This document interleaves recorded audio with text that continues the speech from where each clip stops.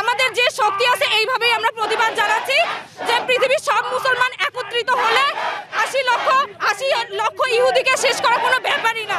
এই জন্য বাংলাদেশের পক্ষ থেকে আমরা আন্দোলন জানাচ্ছি এবং প্রতিবাদ জানাচ্ছি যে বিশ্ব সংস্থা যত কিছু আছে, আমাদের জাতিসংঘ, তাদের উচিত যুদ্ধবিরতির কথা বলেও কেন তারা আবার যুদ্ধবিরতি ভঙ্গ করে আমাদের হামলা চালাচ্ছে। এই জন্য আসলে ধিক্কার জানাই আমরা তাদেরকে যে তারা বড় পজিশনে থাকেও মুসলিম ভাই বোনদের জন্য কিছুই করতেছে না। এই জন্য আমরা বাংলাদেশ থেকে প্রতিবাদ জানাচ্ছি যে অবিলম্বে ফিলিস্তিনকে স্বাধীন করা উচিত, না হলে জাতিসংঘে কোনো একটা শান্তি চুক্তিতে আসা উচিত। যেমন আমি গতকাল রাতে নামাজ পড়েছি, তাদের জন্য দোয়া করেছি, আজকে রোজা অবস্থায় আমি এখানে আসছি। তো জাতিসংঘ হচ্ছে প্রত্যেকটা কান্ট্রি নিয়ন্ত্রণ করে, এখন যদি জাতিসংঘের চোখ বন্ধ করে থাকে তাহলে তো কিছু করার নাই। আজকে আমরা রাজপথে আসছি ফিলিস্তিনি এবং গাজার যে গণহত্যা এটা বন্ধের দাবিতে আমরা আসছি, এবং ইসরায়েলি যত পণ্য আছে সব বন্ধ করতে হবে।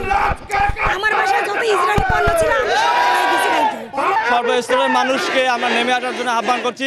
গাজা যে ছোট ছোট শিশুরা নির্মমভাবে যে হত্যা করতেছে ইসরায়েল, তাদের বিরুদ্ধে আমরা গর্জে উঠব এবং আমাদের মুসলমানদের একটাই জিহাদ ছাড়া আমাদের কোনো উপায় নাই। এবং অবিলম্বে যুদ্ধ আমি বন্ধ চাই, আমি রক্ত দেখতে চাই না, ফিলিস্তিনির বাচ্চাদের লাশ দেখতে চাই না।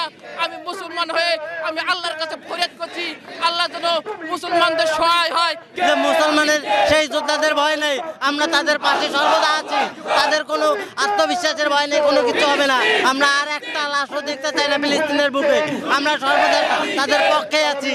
আমাদের সাধারণ শিক্ষার্থীদের প্রতি আহ্বান, তারাও যেন এটা নিয়ে কোনো কিছু একটা উদ্যোগ নেয়, যাতে সবাই আমাদের পুরো দেশে এগিয়ে আসে। কারণ আমরা যেহেতু মুসলিম জাতি, পরবর্তীতে আমার উপর এরকম হামলা হতে পারে, সেজন্য আমার তরফ থেকে দেশকে আহ্বান জানাচ্ছি। বান্ডেল থাকলে প্রতি সেনমানিতে টাকা বাঁচবে। বিকাশ সেনমানি বান্ডেল কিনে জিতুন প্রতি লেনদেনে।